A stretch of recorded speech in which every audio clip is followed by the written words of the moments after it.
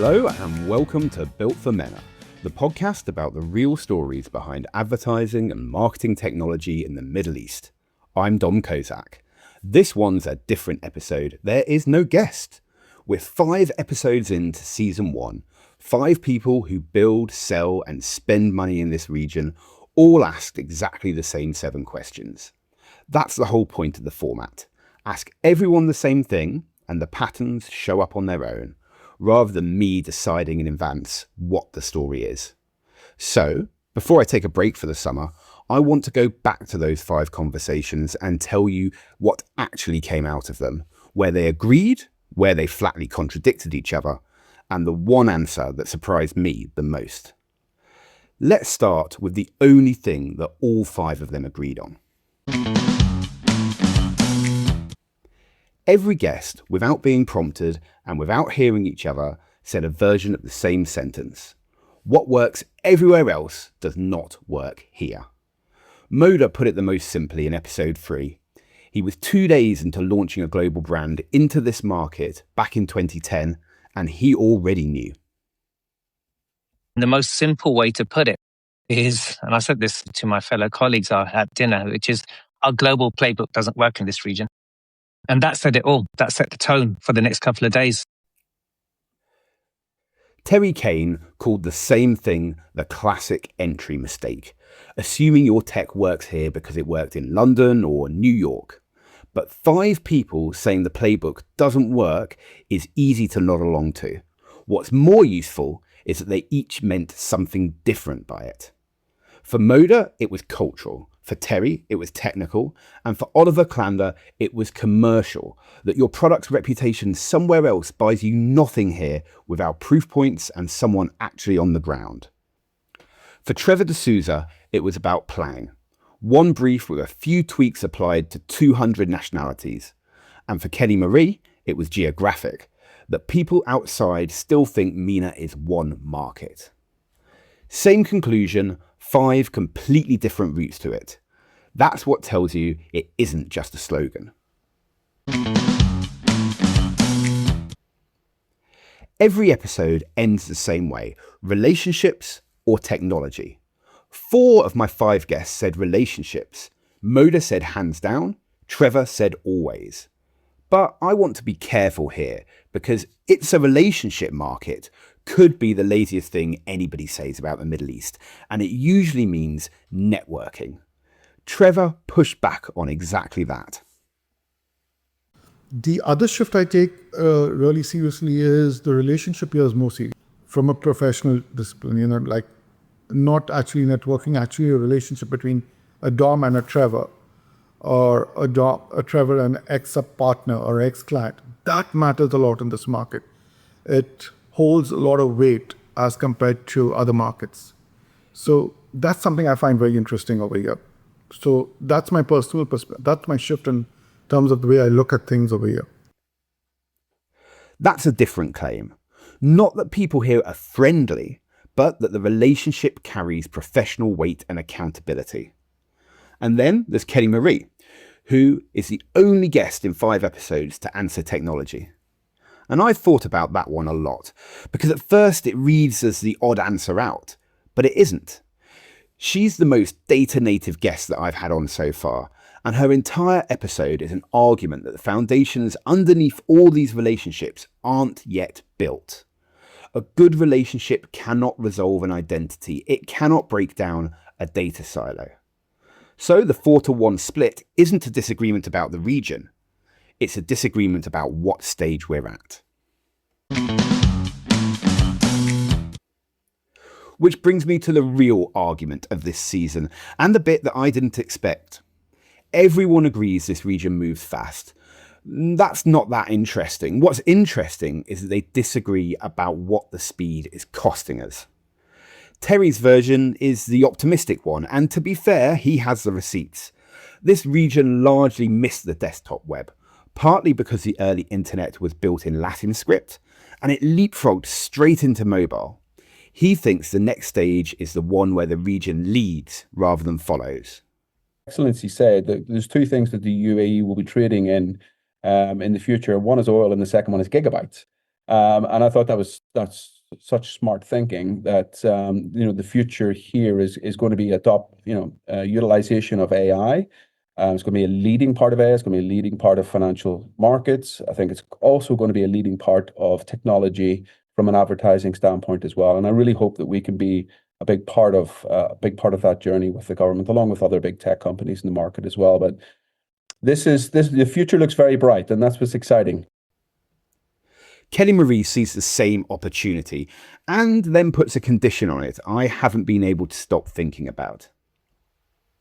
But I actually think that could be an advantage here, right? Because instead of going through the same Frankenstack evolution we did in Europe and in the US, MENA actually has the opportunity to go straight into AI-powered marketing or agentic media buying.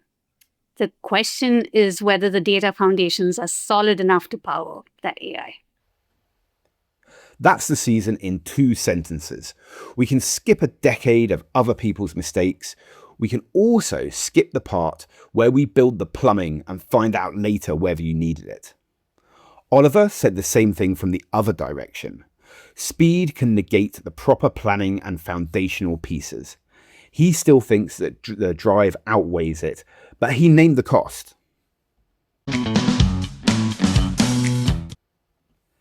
Here's my favourite moment of the whole season, and it lasted only about 4 seconds.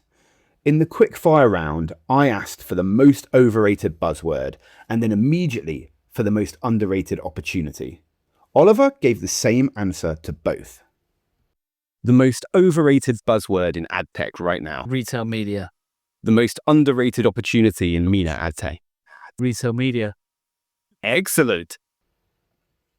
He didn't hesitate, he didn't correct himself, and I think it's the most accurate thing anyone could say about that category. The noise is overrated, the opportunity is underrated. It's both. Kelly Marie backed that up from the technical side. She agreed it is not as advanced as people claim, while pointing out retail media is a major part of media plans here because it's the quickest route to the consumer. Then she went further and said commerce media ends up bigger than retail media, spreading out retail into travel, hospitality, banking, and even telco, anywhere with first-party data and intent. Worth noting, 5 guests, 5 completely different answers on the most overrated buzzword. Attribution windows, retail media, AI, personalization, future-proofing. Nobody agreed on anything except that something is oversold.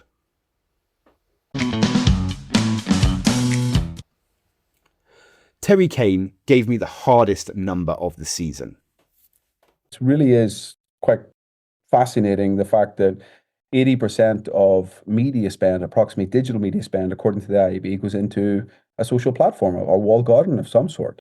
When 70% of the market spends time outside the walled garden, and this is what I rack my head around every day to think, how do we break through this? Because 80% of the money in a place where people spend 30% of their time. Trevor got to the same gap from the agency side, because the story about this region is a digital growth story. Brands underestimate everything that isn't digital. His point was not that digital is wrong, it's the reach was never the problem here. This is one of the most connected markets on earth. The problem is whether the message lands on the right person. I have a clear interest here, so take it with an appropriate pinch of salt. But 2 independent guests, one on the platform side and one on the buying side, arrived at the same imbalance from opposite ends.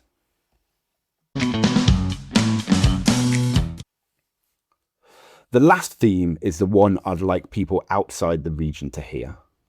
There's a habit of describing this market as emerging or as 3 years behind London, but Moda and Trevor rejected that outright.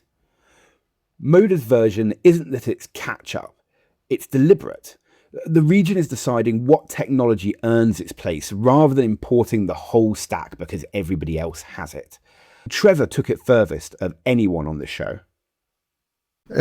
Because now, if you go to see, every city globally are becoming more and more diverse.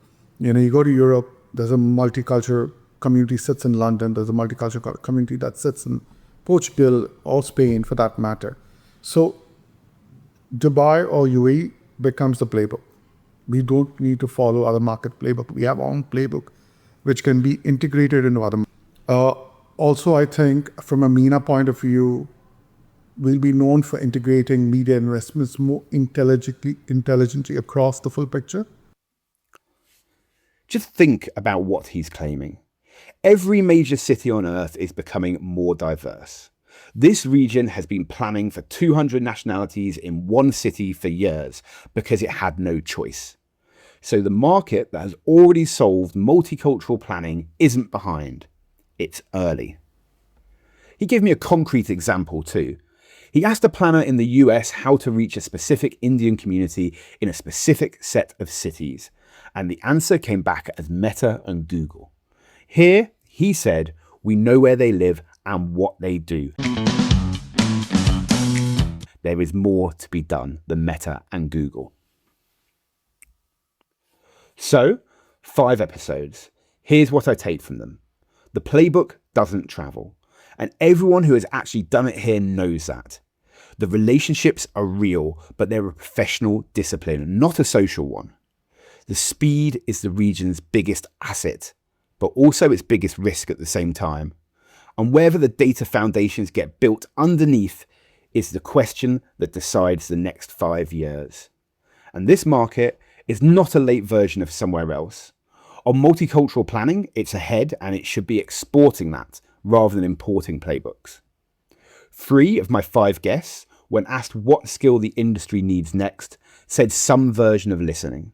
Not a technology, listening. In an industry that's obsessed with tooling, I think that this one is worth sitting with. Now, I'm taking a break for the summer. Season 1 isn't finished, it's halfway through. I'll be back later in the year with the second half, more guests, the same 7 questions, and we'll see whether the patterns hold or whether the next 5 people tear all of this up. If you've got someone I should be talking to, or you think I've read these 5 conversations wrong, then tell me. I would genuinely like to hear it. But for now, thanks for listening. I've been Dom Kozak, and if you're building, buying, or betting on ad tech in the Middle East, I'll see you in the second half of Season 1 of Built for MENA.